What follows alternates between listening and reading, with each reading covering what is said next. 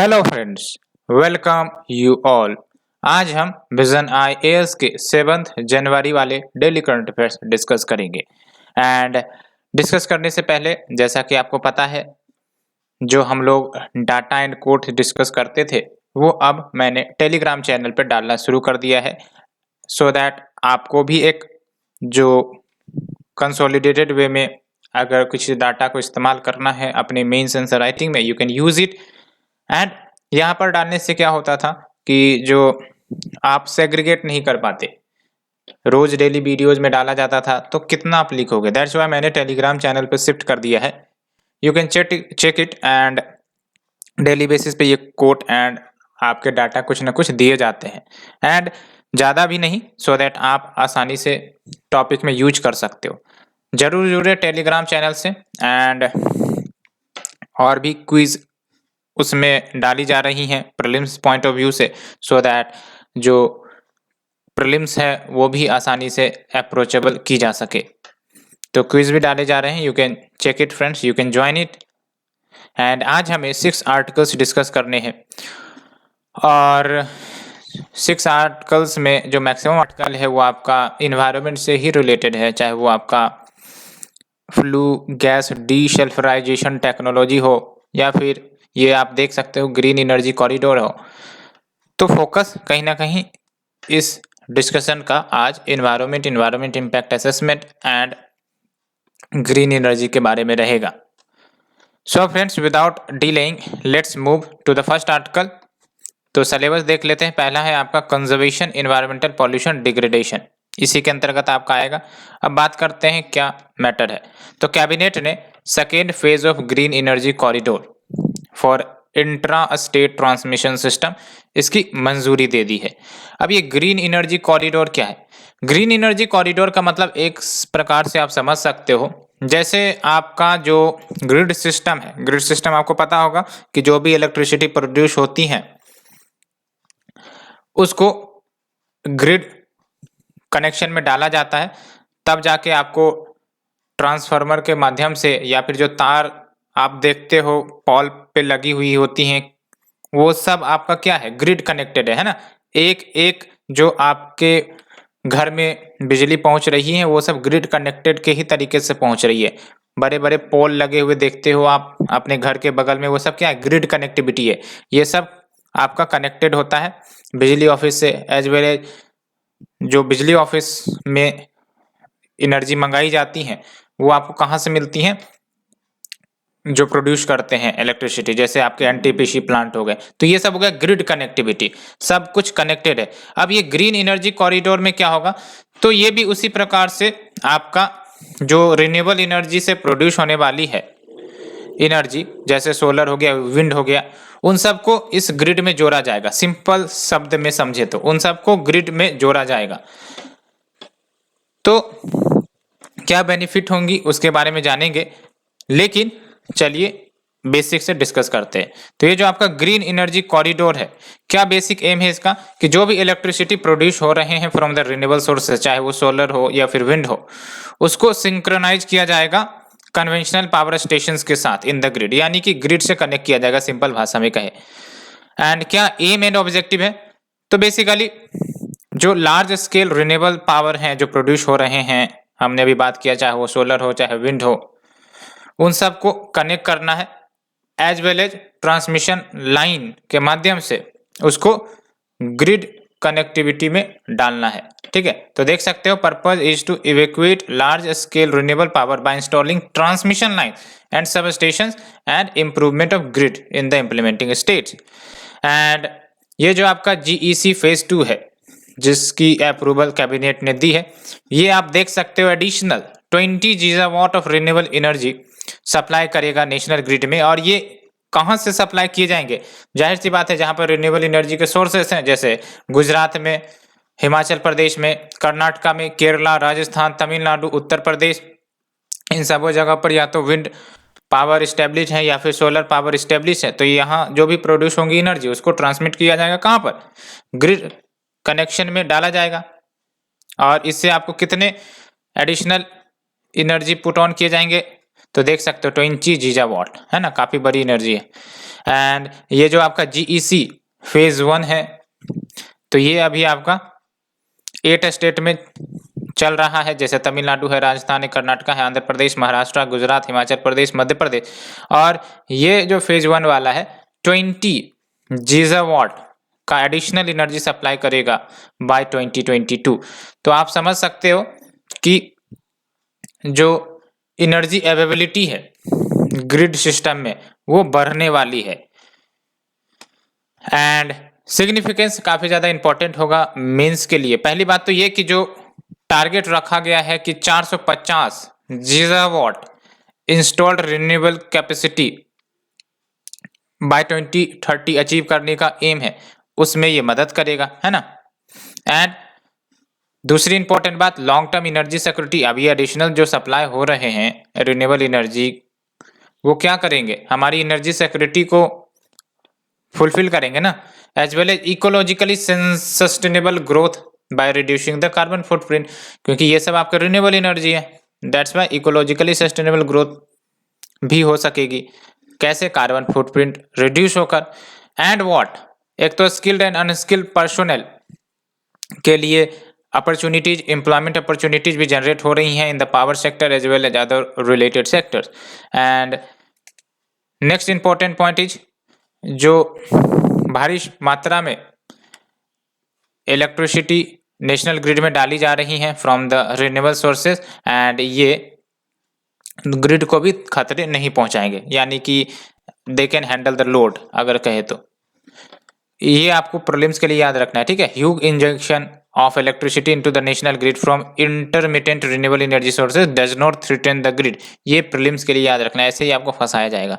And recently India ने जो 2030 के लिए माइलस्टोन या टारगेट सेट कर रखे थे, जिन्होंने कमिटमेंट किया था COP21 पेरिस में, उसका 40% अचीव कर लिया है। काफी बड़ी बात है, देख सकते हो 157.32 गीगावाट आउट ऑफ 392.01 गीगावाट, तो इतना जो है आपका अचीव कर लिया गया है, which is equivalent to 40% installed capacity of renewable energy. तो आगे आने वाले समय में तो हमें 60% अचीव करना है, और टाइम पीरियड भी है लगभग आपका 8 साल, 2022 से जोड़ तो 8 साल में आपको 60% और रिन्यूएबल एनर्जी अचीव करने हैं, so that to achieve the milestone of 2030 target.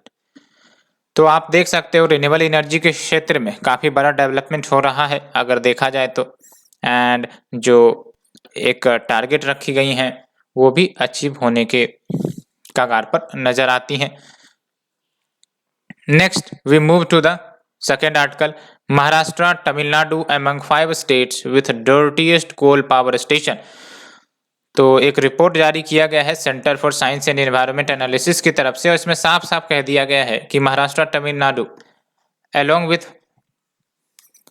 अन्य कुछ स्टेट्स हैं, कुल मिलाकर 5, वो डर्टीएस्ट कोल पावर स्टेशंस के कैटेगरी में आते हैं, यानी कि पॉल्यूटिंग काफी ज्यादा है अगर देखा जाए तो ऐसे इश्यू को हैंडल करने के लिए क्या स्टेप्स गवर्नमेंट ने लिए हैं, बिकॉज पॉल्यूशन है तो कहीं ना कहीं एनवायरनमेंट को नुकसान हो, एंड इसके लिए गवर्नमेंट ने वैसे कुछ इनिशिएटिव लिए थे, जैसे डिसल्फ्लोराइजेशन टेक्निक लाने की बात की गई थी, तो उसे हम डिस्कस करेंगे। लेकिन सिलेबस की तरफ जाते हैं। When we talk about syllabus, तो देख सकते हो आप जो आपका आर्टिकल नंबर 2 है, इसी में आएगा कंजर्वेशन, एनवायरमेंटल पॉल्यूशन, डिग्रेडेशन। मैंने आपको बोला था एनवायरनमेंट से रिलेटेड काफी ज्यादा टॉपिक है। तो इससे पहले जो ministry of environment, forest and climate change है, इन्होंने एक लिस्ट जारी किया था, list of coal thermal plants, जिसको हम TPP कहते हैं, एज वेल एज उनके कैटेगराइजेशन भी किए गए थे in line with the earlier notification. Categorisation यानी कि जो भी थर्मल पावर प्लांट्स है उसको 3 कैटेगरी में बांटा गया था। वो इसलिए बांटा गया था कि जो डेडलाइन दी गई है कि सर्टेन टेक्नोलॉजी आपको अपनानी है अपने थर्मल पावर प्लांट्स में, सो दैट एमिशन कम किया जा सके, तो depending on the eligibility differences, वो deadline different thermal power plants के लिए डिफरेंट रखी गई है। तो यहाँ पर देख सकते हो कैटेगरी A वाले के लिए एंड ऑफ 2022 तक आपको कैटेगरी फुलफिल करने हैं, एलिजिबिलिटी फुलफिल करने हैं, वो हम देखेंगे क्या क्या टारगेट फुलफिल करने हैं इन टीपीपीज को। लेकिन सबसे पहली बात तो ये देखो, आप अप्रैल 2021 में मिनिस्ट्री ऑफ एनवायरनमेंट ने 2015 के नोटिफिकेशन को कुछ अमेंड किया था और इसके तहत जो भी आपके कोल थर्मल पावर प्लांट्स है उसको 3 कैटेगरीज में बांटा गया था। 3 कैटेगरीज की भी बात हम कर लेते हैं, कैटेगरी ए, बी, सी। तो देख सकते हो कैटेगरी ए के अंतर्गत कौन से टीपीपी जाएंगे, तो जो आपका एनसीआर रीजन है, नेशनल कैपिटल रीजन, उसका 10 किलोमीटर का रेडियस ले लो, या फिर cities having the million plus population, उसका 10 किलोमीटर का रेडियस ले लो। उसके विद इन अगर कोई थर्मल पावर प्लांट्स आ रहे हैं तो वो कैटेगरी ए में आएंगे और उनको जो आपका टेक्नोलॉजिकल अपग्रेडेशन करना है बाय एंड ऑफ 2022 तक करना है। कैटेगरी बी में क्या आ रहे हैं, तो वो थर्मल पावर प्लांट्स जो क्रिटिकली पॉल्यूटेड एरियाज या फिर नॉन अटेनमेंट सिटीज में आते हैं, उसके 10 किलोमीटर के रेडियस वाले में अगर कोई थर्मल पावर प्लांट्स है तो उसको फ्लू गैस डिसल्फ्यूराइजेशन टेक्नोलॉजी के नॉर्म्स बाय 2023 तक कंप्लाई करने। बाकी जो रिमेनिंग प्लांट्स है उनको बाय 2024 तक अप्लाई करने हैं। ठीक है, तो देख सकते हो, to install sulphur dioxide and nitrogen oxide control gear by 2024। तो 2022 से शुरू हो रहा है, 2023 फिर 2024, depending on the categorisation of home the thermal power plant, either it comes under A, B और सी। तो ये हमने डिस्कस किया फ्रेंड्स। तो यहाँ पर आप देख सकते हो, अब रिपोर्ट की बात करते हैं। तो ये जो आपका CSE एनालिसिस है, यानी कि centre for science and environment analysis, इसमें ये पता चला है कि जो 61% हैं कोल थर्मल पावर कैपेसिटी वाले प्लांट्स जो कैटेगरी ए में आ रहे हैं, साथ ही साथ 35% ऑफ टीपीपी जो कैटेगरी बी में आ रहे हैं, साथ ही साथ 32% ऑफ द टीपीपी जो कैटेगरी सी में आ रहे हैं, वो अचीव नहीं कर पाएंगे जो डेडलाइंस उन्हें दी गई है इवन इन 2022। तो ये सबसे बड़ा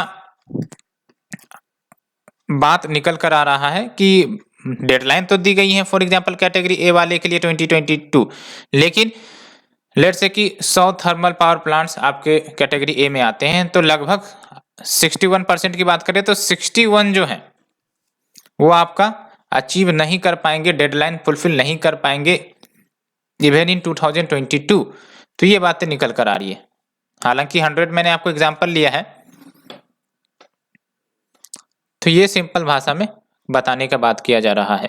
एंड 2015 में जो मिनिस्ट्री ऑफ एनवायरनमेंट है, इन्होंने एनवायरमेंटल नॉर्म्स बेसिकली लेकर आए थे पार्टिकुलेट मैटर के लिए कि कितना किसी टीपीपीज को इमिट करना है, सल्फर ऑक्साइड्स कितना वो रिलीज कर सकते हैं, ये सब एनवायरमेंटल नॉर्म्स थे। नाइट्रोजन ऑक्साइड के लिए mercury and water use for coal based टीपीपीज।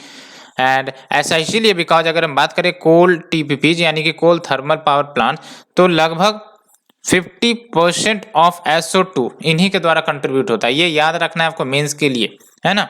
50% of SO2 concentration is contributed by the coal TPPs as well as 30% oxides of nitrogen, 20% of particulate matter in the ambient air, तो इनके द्वारा contribute होते हैं। इसलिए तो इनमें टेक्नोलॉजी अपग्रेडेशन की जरूरत है, अदरवाइज पॉल्यूशन को रोकना संभव नहीं। एंड शुरुआत में तो डेडलाइन जो है इन टेक्निक के इम्प्लीमेंटेशन की 2017 रखी गई थी, लेकिन बेसिकली जो टीपीपीज है उन्होंने बोला था कि हम लोग अचीव नहीं कर सकते इतनी जल्दी, इसीलिए इसको एक्सटेंड किया गया था 2022 को लिए। एंड क्या कंप्लायंस पालन करने हैं टीपीपीज को, तो पहली बात तो रेट्रोफिटिंग करनी पड़ेगी एग्जिस्टिंग टीपीपीज की, यानी कि कंट्रोल इमिशन टेक्नोलॉजी लगानी पड़ेगी, जैसे flue gas desulphurisation, selective catalytic reduction, ये सब टेक्निक लगानी पड़ेगी। एंड अगर हम बात करें फ्लू गैस डिसल्फ्यूराइजेशन की, तो इसमें सर्टेन टेक्नोलॉजी आ जाती है जिसका बेसिक ऑब्जेक्टिव यही होता है कि जो SO2 इमिशंस है उसको एटमॉस्फेयर में जाने से रोका जाए, that is getting emitted from the fossil fuel power plants, as well as from the emissions of other sulphur oxide emitting processes. तो ये हमने फ्रेंड्स आर्टिकल नंबर 2 डिस्कस किया। Let's move to the article number 3। Government working on ESG यानी कि environment social governance ranking for LIC ahead of public offer. ऐसा इसलिए because ये जो आपका ESG रैंकिंग है ना, ESG रैंकिंग काफी ज्यादा इंपॉर्टेंट हो जाता है अगर इन्वेस्टर्स को अट्रैक्ट करना है। बिकॉज जो भी इन्वेस्टर्स होते हैं वो ESG को एज ए पैरामीटर्स देखते हैं जिसके आधार पर वो डिसाइड करते हैं कि क्या हमें इन्वेस्टमेंट करनी चाहिए या नहीं करनी चाहिए। बिकॉज ESG का एक इंपॉर्टेंट रोल आजकल आने वाले समय में दिख रहा है।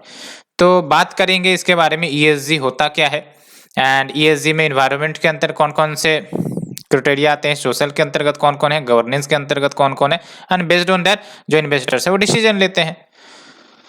तो सबसे पहले हम सिलेबस की तरफ देख लेते हैं। ये भी आप मान के कर सकते हो कि इन्वायरमेंटल इम्पैक्ट असेसमेंट इसके अंतर्गत आएगी। एंड देख सकते हो ये रिपोर्ट किया जा रहा है कि जो मिनिस्ट्री ऑफ फाइनेंस है वो ESG सर्टिफिकेट या ESG स्कोर LIC से प्राप्त करने का प्रयास कर रही है before LIC files it's mega initial public offer. आपको ही पता है LIC जो है IPO फाइल करने वाली है जिसके तहत वो investors from the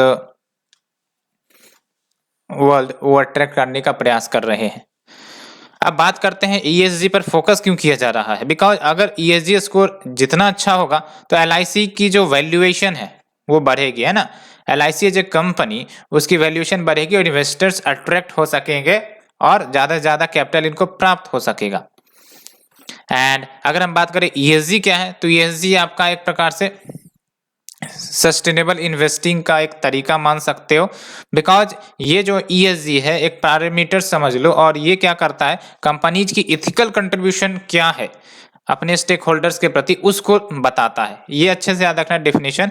ESG is a form of sustainable investing जो मेजर करती है कंपनी के इथिकल कंट्रीब्यूशन क्या है टू इट्स स्टेक होल्डर। और जब हम बात करते हैं स्टेक होल्डर तो स्टेक होल्डर में इन्वायरमेंट भी आ जाता है, सोशल भी आ जाता है, गवर्नेंस भी आ जाता है, ठीक है। एंड आजकल के जो बड़े बड़े कंपनीज है वो ESG परफॉर्मेंस रिपोर्ट पेश करते हैं बिकॉज इन्वेस्टर्स जो हैं इन सब चीजों को आजकल ज्यादा ध्यान देता है to identify the company that they want to invest. And किस आधार पर, तो बेसिकली इंक्लूसिव ग्रोथ फैक्टर्स के आधार पर। जैसे फॉर एग्जांपल कोई इन्वेस्टर्स जो है किसी कंपनी में इन्वेस्टमेंट करता है तो ESG क्राइटेरिया में वो क्या देखेगा, वो देखेगा कि एनर्जी यूजेज क्या है, इन्वायरमेंटल कंसर्न्स को देखेगा कि क्या ये इन्वायरमेंट फ्रेंडली है कि नहीं है, एनर्जी यूजेज कैसा है, कार्बन फुटप्रिंट कहीं ज़्यादा तो रिलीज नहीं करता, क्लाइमेट चेंज के प्रति कुछ क्या नीतियाँ हैं कि नहीं है, वेस्ट मैनेजमेंट का कोई स्कोप है या नहीं, पॉल्यूशन मॉनिटरिंग करता है या नहीं, natural resource conservation and hazardous waste, toxic emissions.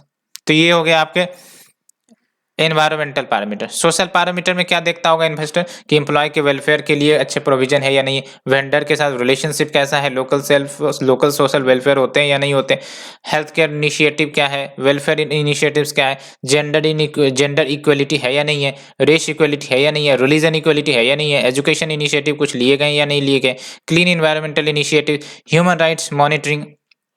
तो ये सब आपके सोशल के अंतर्गत आते हैं। गवर्नेंस में क्या देखेंगे कि भाई साहब ट्रांसपेरेंसी है या नहीं है, इन्वेस्टर रिलेशनशिप कैसा है, इनका क्या इतिहास रहा है, कॉन्फ्लिक्ट ऑफ इंटरेस्ट ज़्यादा तो नहीं होते बोर्ड डिसीजन में, बिजनेस इथिक्स कैसा है, अपॉर्चुनिटी ऑफ बीइंग हियर्ड यानी कि अगर कुछ समस्याएं हो गई तो समस्याओं को हियर किया जाता है या नहीं किया जाता है, पॉलिटिकल इन्फ्लुएंस तो नहीं है, लीगल प्रैक्टिसेस क्या है, विशल ब्लोवर पॉलिसी क्या है। तो इन सब के आधार पर बेसिकली इन्वेस्टर्स डिसीजन ले सकते हैं और जाहिर सी बात है इन सब पैरामीटर्स को अगर इन्वेस्टर देखता है तो फिर जो इन सारे एलिजिबिलिटी क्राइटेरिया को ज़्यादा फुलफिल करेगा उसमें वो इन्वेस्ट करने का प्रयास करेंगे, है कि नहीं। तो ये बातें हो गई। क्या बेनिफिट होगी, तो पहली बात तो इन्वेस्टर्स को ये मदद करता है ESG कि वो अपने इन्वेस्टमेंट गोल्स किधर करना चाहते हैं, क्या उनके पर्सनल वैल्यूज बिलीव्स को फुलफिल करता है कि नहीं करता है वो कंपनी, तो इसको डिसाइड करने में ये मदद करता है ESG। साथ ही साथ इंक्रीज एसेस टू कैपिटल, तो इंक्रीज एसेस टू कैपिटल कैसे, तो सस्टेनेबिलिटी फंड्स का जो आजकल डिमांड चल रहा है तो उस फंड के माध्यम से उन कंपनीज को आराम से कैपिटल मिल सकते हैं having the ESG compliance and along with better operational performance, better stock performance, lower cost of capital to companies, ये सब देखने को मिलेंगे। एंड अगर हम बात करें status of ESG in India कि ESG के क्या स्टेटस है भारत में, तो पहली बात तो business responsibility and sustainability reporting के अंतर्गत ये बेसिकली लिस्टेड एंटिटीज की होती हैं। सेबी ने नोटिफाई किया है ESG रिपोर्टिंग को। याद रखना है ये जो ESG रिपोर्टिंग की बात करी जाती है वो सेबी के अंदर, RBI के अंतर्गत नहीं, ठीक है। और ये जो BRSR है यानी कि business responsibility and sustainability reporting, ये टॉप 1000 लिस्टेड कंपनीज के लिए एप्लीकेबल होंगे। In terms of market capitalization की क्या है उनका, एंड रिपोर्टिंग ऑफ BRSR ये मैंडेटरी हो जाएंगी फ्रॉम फाइनेंशियल ईयर 2022-23। तो ये हमने आर्टिकल नंबर 3 डिस्कस किया। Let's move to the article number 4 friends. Use drones more effectively, ministry of civil aviation का कहना है। तो ड्रोन्स को मोर इफेक्टिवली यूज करो, ये कहना है आपका मिनिस्ट्री ऑफ सिविल एविएशन का। और ड्रोन्स आपको पता है धीरे धीरे काफ़ी ब्रॉडर सेक्टर में इस्तेमाल होती जा रही हैं एंड इसके कुछ कंसर्न्स भी होते हैं एंड इसीलिए उस कंसर्न्स को हैंडल करने के लिए वी है द ड्रोन रूल्स 2021 एंड साथ ही साथ ड्रोन यूज को प्रमोट करने के लिए क्या स्टेप्स लिए गए हैं we will also see. And let's move to the topic syllabus first. तो देख सकते हो science and technology development and their application and effect in everyday life, ठीक है। तो यहाँ पर आप देख सकते हो in a note to several ministers, जो मिनिस्ट्री ऑफ सिविल एविएशन है उन्होंने सजेस्ट किया है कि आप ड्रोन का यूज किस किस पर्पस के लिए कर सकते हो, range of usages, so that जो ड्रोन्स बेनिफिट ऑफर करता है उसको अवेल किया जा सके। तो हम देखेंगे जैसे डिफेंस में ड्रोन्स का इस्तेमाल कैसे हो सकता है। आपका आंसर राइटिंग ऐसे ही होनी चाहिए, जो आपका अगर पूछा जाएगा कि सिग्निफिकेंस ऑफ ड्रोन्स क्या है, तो एक तो आप defence purpose, agriculture purpose, Panchayati Raj, home affairs, health and ministry, welfare, power, road and transport, ऐसे करके सेग्रीगेशन करके आप उनके सिग्निफिकेंस को लिख सकते हो। तो ड्रोन की बात करें तो इसका मतलब क्या होता है, अनमैन्ड एयरक्राफ्ट सिस्टम। इसमें कोई आदमी तो बैठा हुआ होता नहीं है, ठीक है, और ये ऑटोनोमसली ऑपरेट करता है या फिर रिमोटली ऑपरेट किया जा सकता है without A pilot on board. तो पहली बात तो ये इसमें पायलट नहीं बैठते। साथ ही साथ जो ड्रोन रूल्स 2021 है इसने ड्रोन्स को 5 कैटेगरी में क्लासिफाई किया है, nano drone, macro drone, small drone, medium drone, large drone, है ना। तो अगर हम बात करें नैनो ड्रोन की तो इसमें क्या है, लेस देन और इक्वल टू 250 ग्राम का अगर वेट है तो वो नैनो ड्रोन में आ गया। माइक्रो ड्रोन की बात करें तो देख सकते हो greater than 250 gram and less than और इक्वल टू 2 kg, तो आपका माइक्रो ड्रोन हो गया। अब स्मॉल ड्रोन की बात करें तो 2 kg से ज़्यादा एंड 25 kg से कम या उसके बराबर, तो ये हो गया आपका स्मॉल ड्रोन। मीडियम ड्रोन की बात करें तो 25 kg से ज़्यादा एंड 150 kg से कम या उसके बराबर। लार्ज ड्रोन की बात करें तो 150 kg से ज़्यादा। तो ये कैटेगराइजेशन हो गया आपके, ठीक है। एंड यूजेज की बात करेंगे, बट ये देखो कि स्टेप्स क्या लिए गए हैं to promote the drone use. एक तो लिबरलाइज ड्रोन रूल्स, यानी कि जो ड्रोन रूल्स है उसको लिबरलाइज किया गया सो दैट इंडिया जो है ग्लोबल ड्रोन हब के रूप में आगे बढ़ सके 2030 तक। एंड PLI स्कीम भी लाए गए हैं सो दैट मैन्युफैक्चरिंग किया जा सके भारत में ही ड्रोन का, तो ये काफ़ी इंपॉर्टेंट है PLI scheme to promote manufacturing of drones in India. And standard of protocols भी हैं कि कैसे ड्रोन्स को यूज करना है पेस्टिसाइड एप्लीकेशन के लिए सो दैट क्रॉप प्रोटेक्शन हो सके। सॉइल में जो छिड़काव किए जाते हैं केमिकल का उसके लिए का स्टैंडर्ड ऑफ प्रोटोकॉल है, क्रॉप न्यूट्रिएंट्स, तो ये स्टैंडर्ड प्रोटोकॉल भी लाए गए हैं on the use of drone in various sectors. And we have the Svamitva, यानी कि स्वामित्व स्कीम आपको ही पता होगा। It stands for survey of villages and mapping with improvised technology in village area, तो ये स्वामित्व स्कीम है। इसके तहत ड्रोन्स के इस्तेमाल को अलाउ किया गया है to map the villages so that उनके प्रॉपर्टी को आइडेंटिफाई किया जाए और उनके जो दस्तावेज है वो मैसेज के माध्यम से उनको डिलीवर करे। एंड अगर हम बात करें ड्रोन के इस्तेमाल की, तो ड्रोन को आप यूं कह सकते हो third I in the sky, है ना, ये अच्छा कोट है, third I in the sky आप ड्रोन को कह सकते हो। और मिनिस्ट्रीज को कहा गया है कि आप ड्रोन एप्लीकेशंस को यूज करो अपने डोमेन में, जैसे डिफेंस में सर्वेलेंस के लिए, कॉम्बैटिंग के लिए counter drone solution as well, ठीक है। तो डिफेंस में क्या हो गया, surveillance, combat, counter drone solution. Home affairs में क्या हो गया, होम अफेयर्स में वीवीआईपी सिक्योरिटी के लिए, है ना, सिक्योरिटी इंश्योर करना है तो उसके लिए, क्राइम कंट्रोल के लिए भी यूज हो सकते हैं, raids and counter terror operations के लिए भी ड्रोन का इस्तेमाल हो सकता है। हेल्थ एंड फैमिली वेलफेयर में कैसे, डिलीवरी ऑफ मेडिसिन के लिए अभी तेलंगाना ने एक इनिशिएटिव लॉन्च किया था, मेडिसिन फ्रॉम द स्काई। तो जो मेडिसिन फ्रॉम द स्काई है वो आपका ड्रोन से मेडिसिन डिलीवरी करने का ही बात कहता है। तो delivery of medicine, sample collection for test. And next is your agriculture. तो एग्रीकल्चर में आप देख सकते हो crop and soil health monitoring, anti locust work, insurance claim survey, ये सब आपका एग्रीकल्चर में यूज हो सकता है। इंश्योरेंस क्लेम सर्वे याद रख सकते हो। पंचायती राज में land records and property rights को आइडेंटिफाई करने के लिए जैसे स्वामित्व स्कीम है।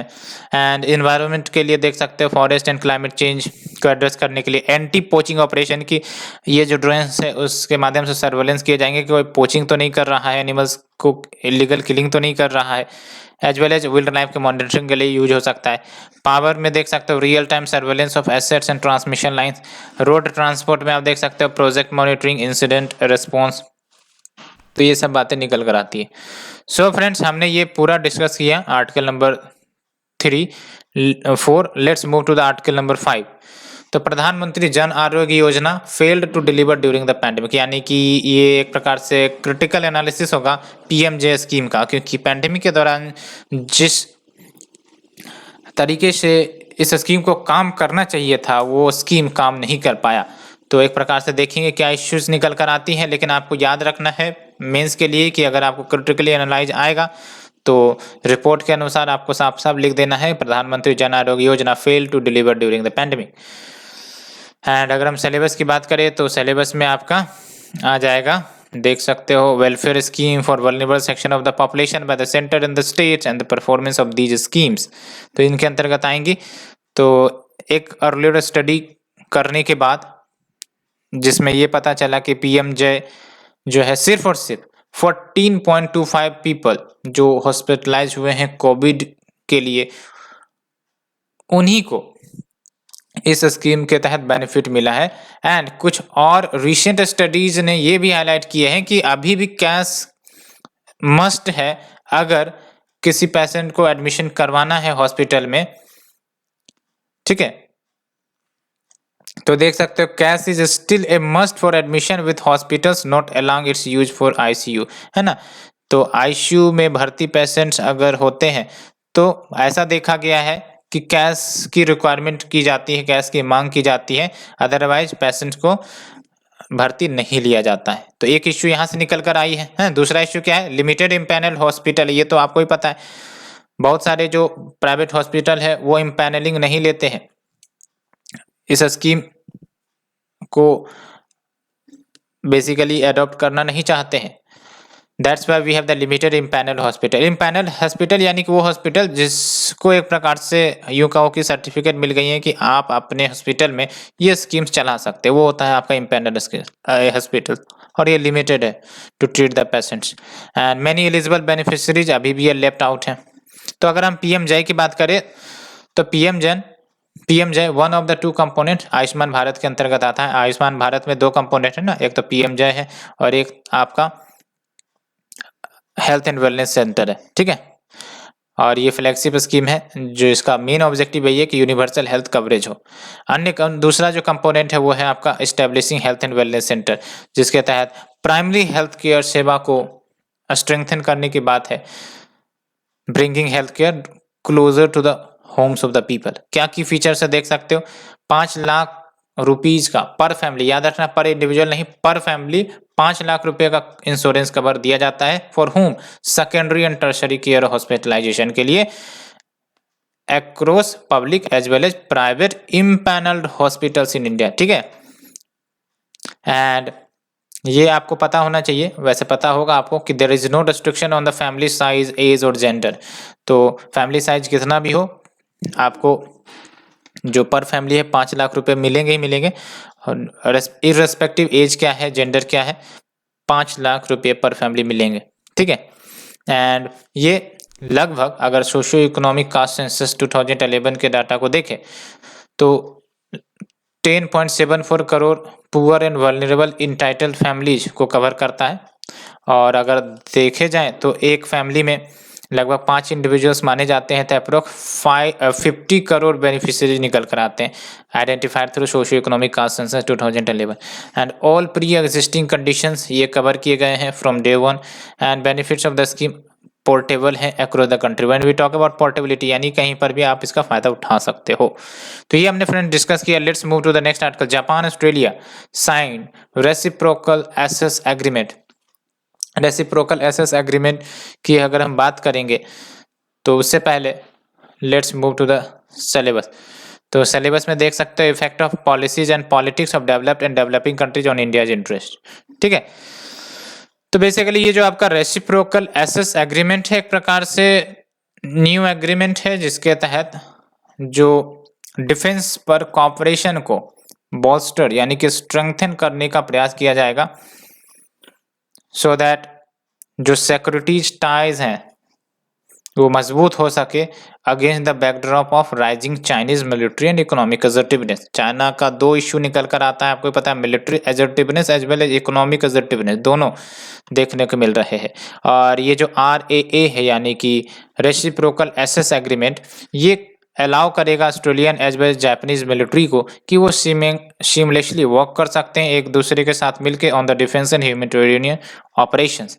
एंड साथ ही साथ ये जो RAA है यानी कि रेसिप्रोकल एसेस एग्रीमेंट, ये बेसिकली इन्हांस्ड कंट्रीब्यूशन भी करेगा by Japan and Australia for the peace and stability of the Indo Pacific region. तो ये आप देख सकते हो जब हम बात करते हैं इंडो पैसिफिक रीजन तो ये निकल कर आता है इंडो पैसिफिक रीजन, है ना, ये है आपका इंडो पैसिफिक रीजन। तो यहाँ पर पीस एंड स्टेबिलिटी मेंटेन करने के लिए भी ये कहीं ना कहीं कंट्रीब्यूशन करेगा आपका रेसिप्रोकल एसेस एग्रीमेंट, क्योंकि जापान कहाँ है यहाँ पर, ऑस्ट्रेलिया कहाँ है यहाँ पर, चाइनीज प्रेजेंस यहाँ पर ज़्यादा दिख रही है। ठीक है, इसलिए पीस एंड स्टेबिलिटी यहाँ पर मेंटेन करने का भी एक प्रयास हो सकेगा। और इससे पहले भी बहुत सारे नेशन ने जैसे फ्रांस, जर्मनी, यूरोपियन यूनियन, इन सबों ने इंडो पैसिफिक स्ट्रेटजी निकाला है। ठीक है, एंड अगर हम बात करें कि आजकल इंडो पैसिफिक पर इतना फोकस क्यों बढ़ गया है, तो इंडो पैसिफिक पर फोकस इतना इसलिए बढ़ गया है बिकॉज ये जो आपका इंडो पैसिफिक रीजन है ना, important sea lines of communication है। अब यहाँ पर किसी एक देश का दबदबा नहीं चलना चाहिए, अदरवाइज जो free and inclusive and open communication है वो डिस्टर्ब हो सकता है। दैट्स वाई इंडो पैसिफिक पर ज़्यादा फोकस किया जा रहा है। तो क्या कारण है, एक तो आपका important sea lines of communication है ये आपका इंडो पैसिफिक, दूसरी इंपॉर्टेंट बात ट्रेड एंड इकोनॉमी के लिहाज से भी इंपॉर्टेंट है, तीसरी इंपॉर्टेंट बात नेचुरल रिसोर्सेज के लिहाज से भी काफ़ी ज़्यादा इंपॉर्टेंट है, चौथी इंपॉर्टेंट बात चाइना फैक्टर तो आता ही आता है। तो important sea lines of communication की बात करें तो जो की चोक पॉइंट्स है जैसे आपका मोजाम्बिक चैनल ले लो, बाबल मंदेब ले लो, स्ट्रेट ऑफ हॉर्मुज ले लो, लोम्बक स्ट्रेट ले लो, ये सब की चोक पॉइंट्स है जो काफ़ी ज़्यादा वॉल्यूम ऑफ शिप्स को कंट्रोल करती हैं, यहाँ से शिप्स गुजरती हैं, आपको ही पता है, मलक्का स्ट्रेट भी ले सकते हो आप। ट्रेड एंड इकोनॉमी के लिहाज से अगर देख सकते हो तो इंडो पैसिफिक रीजन लगभग 65% of the world population comprise करता है, 62% ऑफ वर्ल्ड GDP में कंट्रीब्यूट करता है, साथ ही साथ 46% ऑफ वर्ल्ड्स मर्चेंडाइज ट्रेड में भी कंट्रीब्यूट करता है। तो देख सकते हैं इसकी अहमियत कितनी है। एंड नेक्स्ट जो रिचनेस इन नेचुरल रिसोर्सेज, तो कैसे, तो ऑफशोर हाइड्रोकार्बन्स, मीथेन हाइड्रेट्स मिल जाते हैं, सी बेड मिनरल्स मिल जाते हैं, रेयर अर्थ मेटल्स मिलते हैं, फिशरीज मिलते हैं। अब चाइनीज जो है यहाँ पर अगर अपना दबदबा बढ़ाने लगे तो एक प्रकार से मोनोपोली हो जाएगा। एंड आपको भी पता है ये सब जो इंडो पैसिफिक रीजन है वो फ्री इंक्लूसिव की मांग करते हैं, अगर हम बात करें इंडिया की या फिर आपका जापान है, ऑस्ट्रेलिया है, USA है। Next is your China factor. तो चाइना का जो एग्रेसिव फॉरेन पॉलिसी है, रैपिड इकोनॉमिक एक्सपेंशन है, मिलिट्री मॉडर्नाइजेशन कह सकते हो, पावर प्रोजेक्शन, ये कहीं ना कहीं सेवरल रेड फ्लैग्स रेज किए हैं among the regional and extra regional countries. और इनिशिएटिव इंडिया की तरफ से क्या लिया गया है, तो पहली बात तो सेपरेट डिवीजन सेटअप की गई है under the ministry of external affairs जिसका नाम है Indo Pacific division and Indian ocean region division. ठीक है, याद रखना है ये आपका किसके अंतर्गत सेटअप किया गया है, ministry of external affairs. Next is your policies, we have brought which aligns with the vision of Indo-Pacific, जैसे एक्ट इस पॉलिसी है, सागर है, security and growth for all region. Next year partnership हमने कर रखा है इंडो पैसिफिक में अपने प्रेजेंस को बढ़ाने के लिए, क्वाड है, बिम्स्टेक है, आयोरा है, Indian Ocean Rim Association basically, and expanding या maintaining India's naval presence in this region. तो ये हमने फ्रेंड्स टोटल डिस्कस किया 6 articles. Hope you understood. And आज के लिए फ्रेंड्स इतना ही। Thank you friends, thank you very much. अगर आपने हमारे चैनल सब्सक्राइब नहीं किया है, please do subscribe and share कर सकते हो हमारे channel, so that more and more people reach to it. Thank you friends, thank you very much.